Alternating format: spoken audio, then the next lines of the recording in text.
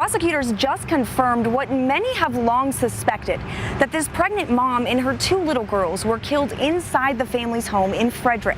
Now, we know at least one of the bodies was found at an Anadarko oil and gas field. Now, we know at least one of the bodies was found at an Anadarko oil and gas field. Okay. Any plea that you make must be made voluntarily and not the result of undue influence or coercion. You understand that? Yes, sir.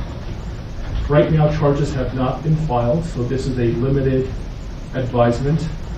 Right now, charges have not been filed, so this is a limited advisement. The story: a Frederick man is accused of killing his wife and two children, all the while appearing to be a worried husband. What we don't know is why. Right now, charges have not been filed. Now, we know at least one of the bodies was found at an Anadarko oil and gas field. One of the bodies was taken. They are still searching for the little girls tonight.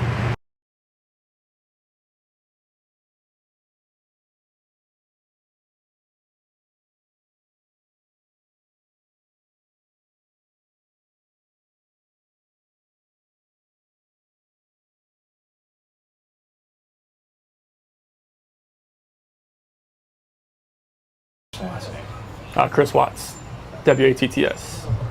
Wow. What's going on right now around your house? Right now, it's you got K9 units, the sheriff's department. Everybody's like they're doing their best right now to figure out like if they can get a scent, see where they went. If they went on foot, they went in a car, or they went somewhere. And right now, it's just like they've been on point. They're going through the house trying to get a scent, and hopefully they can pick something up to where it's going to lead to something. Hopefully they can pick something up to where it's going to lead to something. What happened? Your wife came home. Tell me what's... She came home from the airport 2 a.m. and I left around 5:15. She was still here.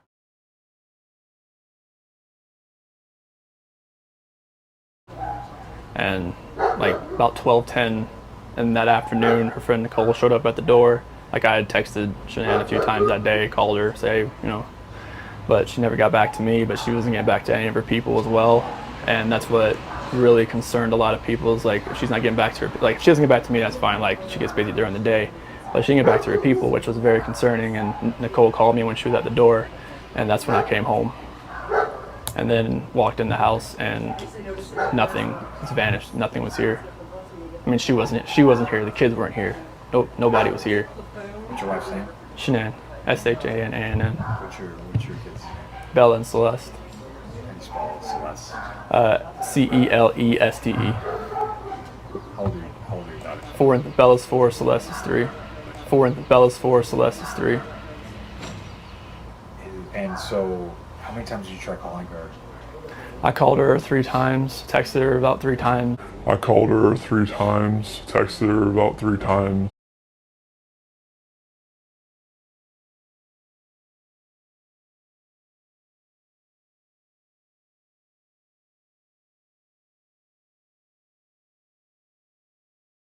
Just to say, what's going on? Like because after I called her and texted her once, it's like maybe she was just busy. Like she had just gotten back. Like everybody's probably calling her from her trip. She just got back from Arizona, and I figured she was just busy. But when her friend showed up, that's what it was like. It registered. Like, all right, this isn't right. Do you think she just took off? Do you think? I mean, right now I don't even want to just like throw anything out there. Like, I hope that she's somewhere safe right now and with the kids. But I mean, could she just taken off? I don't know. But if somebody has her and they're not safe, like, I want them back now. Hey, what's going on with y'all, man? It's Black Balloon, and I'm coming back with another video, so y'all already know what's going on. Alright, y'all, it's Sunday, so y'all already know what that means. Today, we are gonna tackle the Chris Watts family murders. Now, to start off, once again, we have another one of those cases that, these are kind of like experimental, huge energy harvesting kind of cases, like huge energy rituals. All right.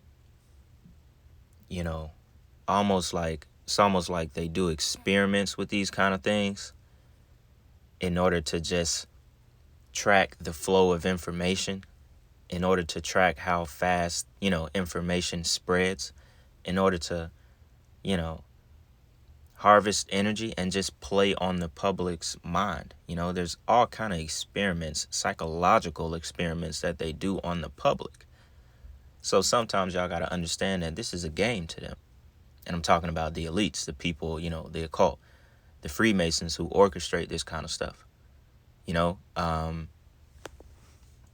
government, the shadow government, the military, the people that orchestrate these kind of events, because there's many different theories out there behind this case. And y'all already know when I come and I do these cases, I say it all the time. When we get to those ones that are really confusing, we get to those ones that are just, there's so many different rabbit holes. There's so many different theories. There's so many different people talking about what is this? What is that?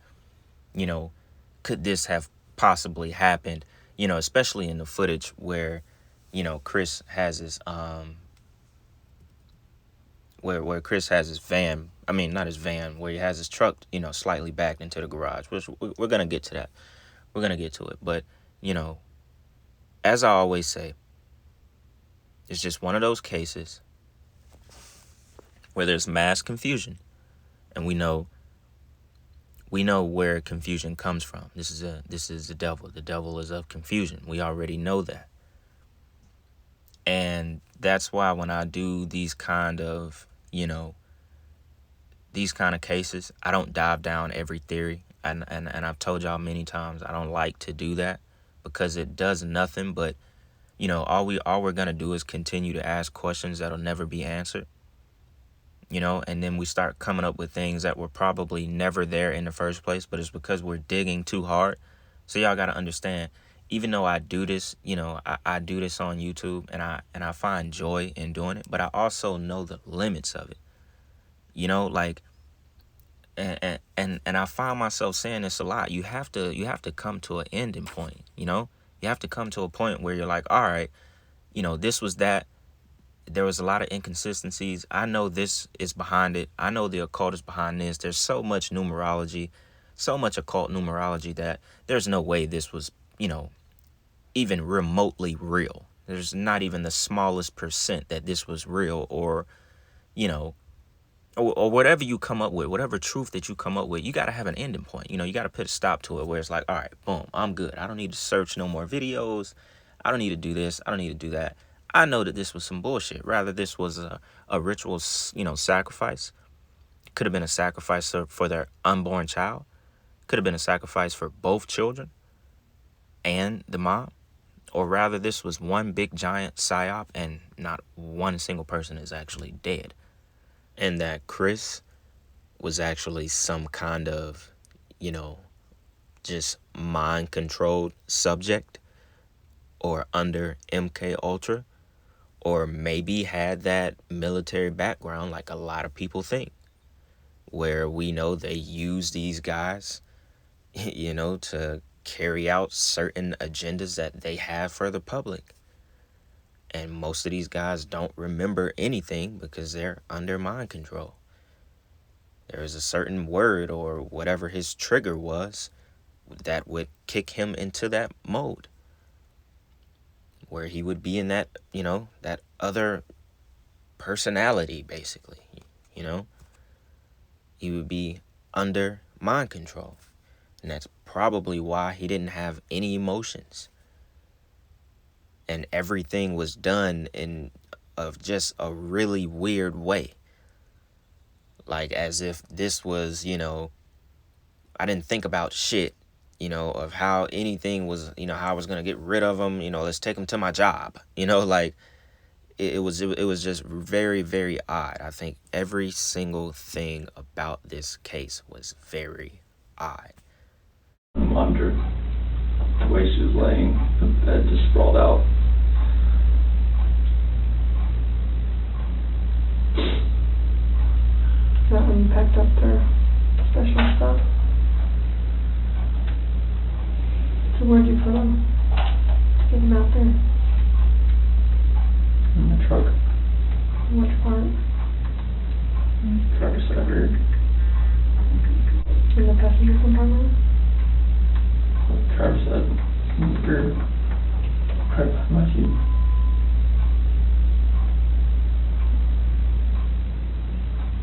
Alright. Now the reason I showed that, because I think that video was like almost 2 hours long. You know, that was basically the interrogation where he confessed. And during that little clip that I just showed y'all, he was, you know, getting into the story of how it all supposedly went down. But what I noticed while watching that video, and this goes along with the kind of mind control, psychological, you know, ish that we were just talking about with Chris, you know, maybe being an MK Ultra subject, right? And like, I don't know if they do this with every, you know, interrogation where they're talking to a suspect for hours, but if you notice that clock, where the clock was positioned on the wall, it was facing Chris. He was sitting directly in front of the clock. Now, although he wasn't, you know, in a trance looking at the clock the entire time like the movies, you know, present, but I'm very sure that that clock had a psychological effect on what he was or how he might have been feeling at that time. You know, that's why I said every single thing about this case was odd, you know, and just because you can hear the clock. If you sit there and you watch that little clip, you can just hear it. You can hear it just ticking, ticking, ticking. And it's making that talk that's hypnotizing, that has an effect on your mind. So I thought that was very interesting because to me, I felt like this entire case, everything was, you know, pre-planned. This was a huge ritual, you know, an energy ritual, a real energy ritual. Like, this stuff is real.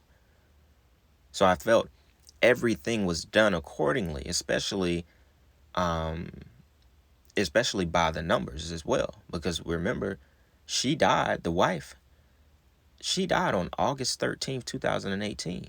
We get so many occult numbers, it's overwhelming. Again, remember throughout the footage, he said he called 3 times, texted 3 times, from 2 a.m. when she got home to 5:15 when he left, 3 hours. She died August 13th, 2018, 666.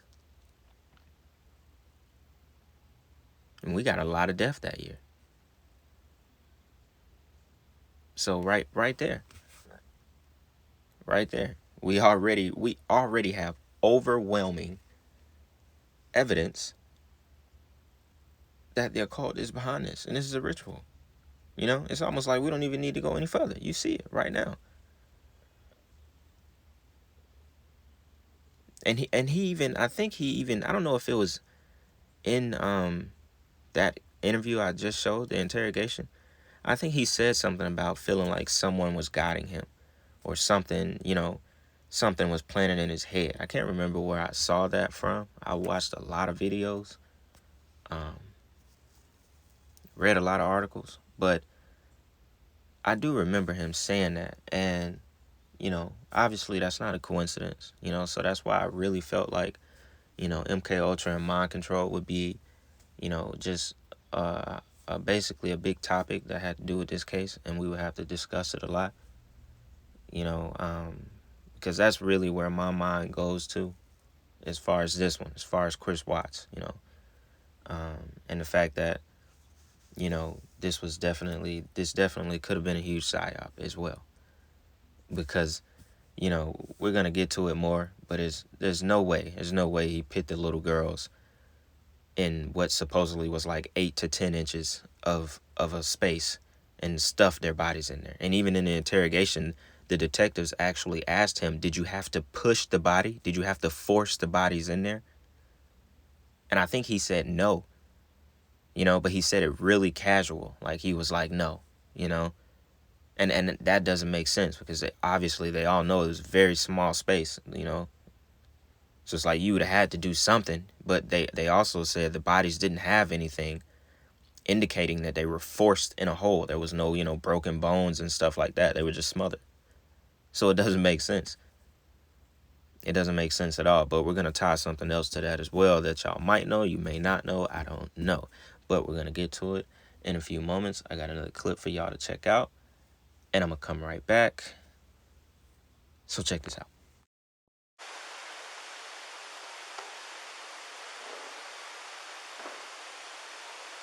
Diesel. You're good. But yeah, I thought nothing. Nothing for the rest of the day? No, that's it. She's pregnant as well. How far along? 14, 15 weeks. How far along? 14, 15 weeks.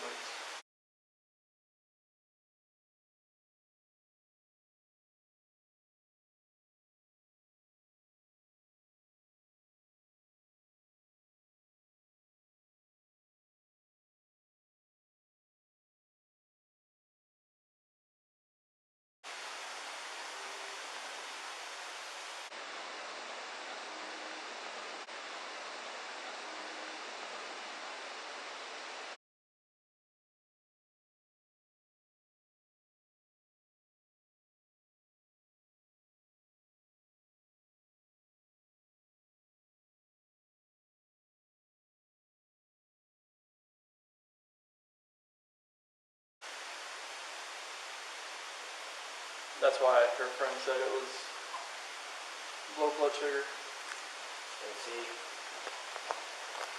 I've got her friend leaving out here at 2 in the morning, I think. So, my camera.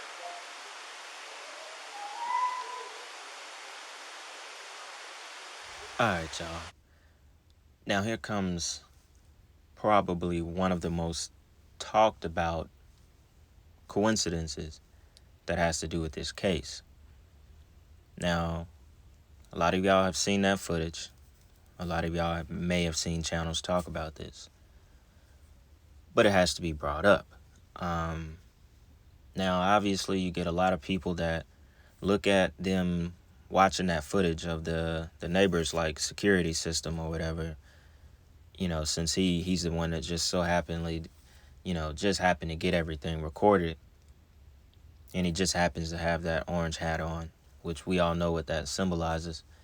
And then it just happened to show a trailer for American Horror Story Apocalypse. I think it was season 8 or season 9, which that season was very symbolic. You could actually do a video on that on the channel. That was actually a really good season, but very symbolic. Definitely worth a breakdown. And so that was basically a little clip of the trailer that was from the show. Now, obviously, for copyright purposes, I can't, just show the trailer, but you can go and watch it if you want, and you could see from these clips that basically, it was basically telling us exactly what happened.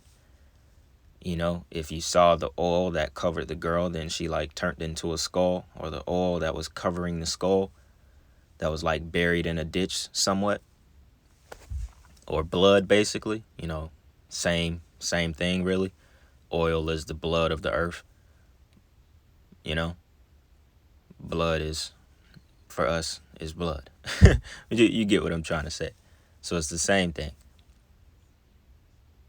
So that's no coincidence. It's no coincidence that piece of footage, that commercial or trailer just happened to show up while they're going over the footage of what Chris might have been doing that early morning at 5 o'clock back in his truck halfway into the garage. There's no coincidence that that popped up on the screen. Then it reminded him, it kind of like, you know, as I was saying, it triggered him to say that she's pregnant. And then he responded immediately, 14 to 15 weeks. You know, like he sounded like he's been trained. You know, that response was just like, it was immediate. It was quick, you know, like he didn't even have to think about it. It was just 14, 15 weeks, you know, like as if his brain was trained to say that. That's why I said, to me, it kind of felt like he was triggered right there. That's why I said we was going to talk about MK Ultra a lot throughout this video, because I really got those vibes from him. And although that's the footage where I said he did look a little nervous in that footage, but also he was looking at his phone a lot. It's like, who knows what was going on in his mind? He could have been triggered that entire time and was under mind control. That could have been a trigger. That in no way was not a coincidence. And then it just happens to show the part here where basically this is showing a huge nuclear bomb going off in the middle of the desert. That looks exactly like where Chris took the bodies. If you look to the right of the explosion, there's a really small lane. You can see it. There's a lane. There's like a track lane, like where tires go through, you know, like a little small road, basically. And if you look at the photo of where Chris dumped the bodies, there's also a little small tire lane, you know, a little small lane to ride to the site. A little small dirt road or whatever you want to call it.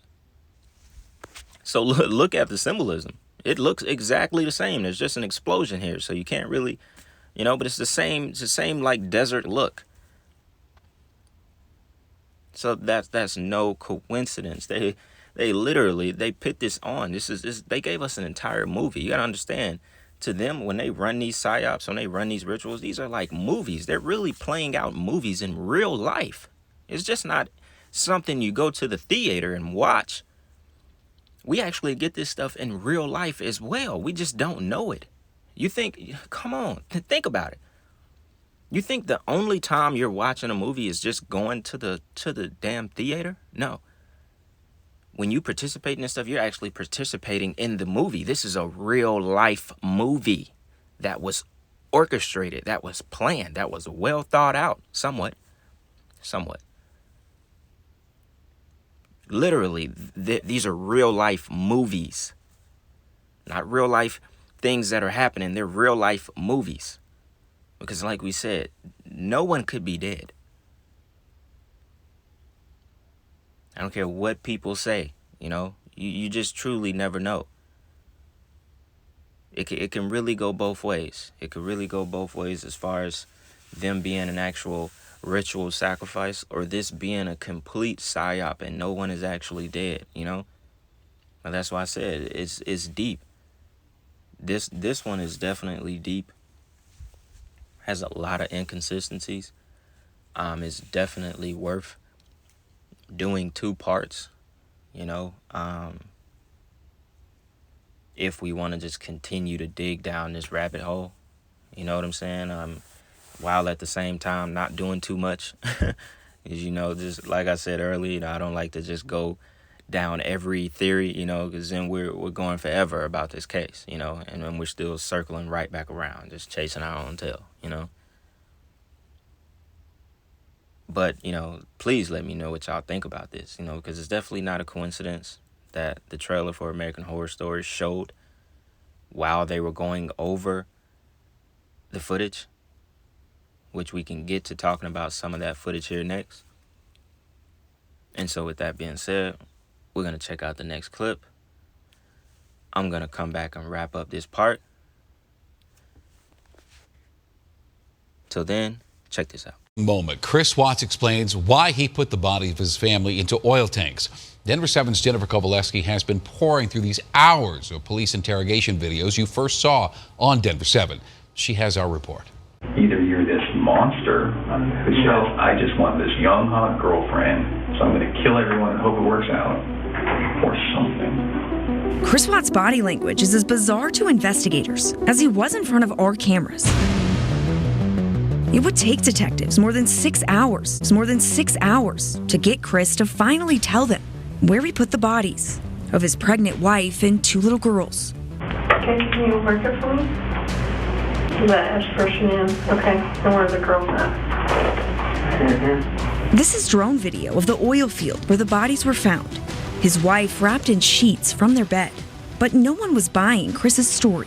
Don't get mad, but what it looks like is that you found a new life, and the only way to get that new life was to get rid of the old life. And I think that you killed these girls before their mom came home, and then killed Shanann. And that's what we're kind of left, that's what we have to believe, because it just doesn't make sense. I mean, I think we're very, very close to the truth, but not quite there yet. So if you're not that monster... I'm not a monster. I didn't kill my babies. After he tells them where, detectives ask Chris again and again how and why he put his babies in those oil tanks. Why take their bodies out of the house and bury them? I was scared. I didn't know what else to do. Once investigators start searching the oil field, they come back into the interrogation room because no one can believe Chris could have fit his girls into those tanks. How did you get them in the tanks? 'Cause The hatch on top. the hatch. How do you access that? Walk upstairs. And then what? Open it. Was it hard to get them in there? Did you have to push or anything, or? Not really. Chris then admits why he buried Shanann in a shallow grave, not in the oil tanks. Is Shanann here because she couldn't, like, could you not lift her all the way up there, or you couldn't? Would she have been too big to fit in that hole? Do you feel sorry for what you did? Of course, I would have lost control and got on top of Shanann and did that. A possible moment of remorse, or more lies from a monster. That's for you to decide. I'm not a monster. All right, y'all. Now notice in this clip where she asked him, why didn't you put Shanann in the same place you put your daughters at? She said, was it because you couldn't lift her up there? He said no. And then she said basically, well, what was the reason? He didn't answer the question. Now, maybe this was edited and they just, fast forwarded to the next question. That's left to be found out. Probably won't ever know, but y'all know what I mean. So he didn't answer the question. She said, was it because you couldn't get her up there? Like, was she too heavy? He said no, meaning it wasn't because of that. And then he got silent. So he didn't actually answer why he put her in the field. He doesn't have an answer. I don't think he does. He didn't put his daughters in there.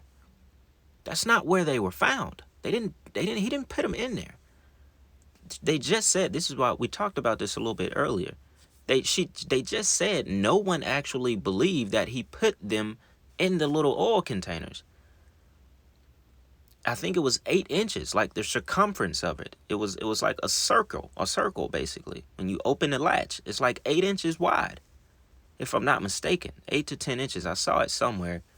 I forget where I saw it, but it doesn't make sense. You can't fit 2 young bodies in there. Those girls were, fairly big kids. They weren't little tiny kids. They're not fitting in 8 inches. So you see, it doesn't even make sense. Here in this clip, they said it themselves that no one believed that he put them in there. They don't mean it. Oh, they just don't believe that it's possible. No, they can't fit. That's why she asked, did you push them? Did you have to force them in the hole? He said, not really. You see what I'm saying? It does, like, all his responses and his body language. To me, it really gives off MK Ultra. It gives off mind control. To me, it doesn't give off, I'm a killer, I'm a monster, I'm this, I'm that. No, it gives off, I don't even know what the hell I was doing. That's what it gives off. Or I didn't do any of this and I'm following along to the script. This is a movie. You see what I'm saying? That's why I said when he gave that officer that look, when him and the neighbor was going over the tapes, that look wasn't a nervous look to me. You know what I'm saying? All of this is odd as hell. And we always get these, like, interviews in the middle of prisons in jail cells and shit. Y'all never find that to be odd. They always like interview killers and shit. It's like, when does this ever happen in real life? These weird looking set up interviews in jails and shit. Just so much odd stuff around this case, man. Like, nothing adds up. It just goes to show it's just a giant movie. That's it. And then the thing that we get about where it happened in Colorado, where it's like known PsyOps take place. You know, known PsyOps, known rituals happen in Colorado. A lot of weird shit happens in Colorado. The theater shooting with James Holmes, who was, I think, connected to DARPA. And if you don't know what DARPA is, just do some quick research. They're basically a government agency behind technology for the military. They're behind a lot of stuff, you know. It's kind of like the conspiracy that they were behind Facebook. You know, they're the ones who really created it to track people, track the public. Even behind things that have to do with the pandemic and the thing that they stick into your arm. You know, supposedly funds from them were actually used to develop that thing.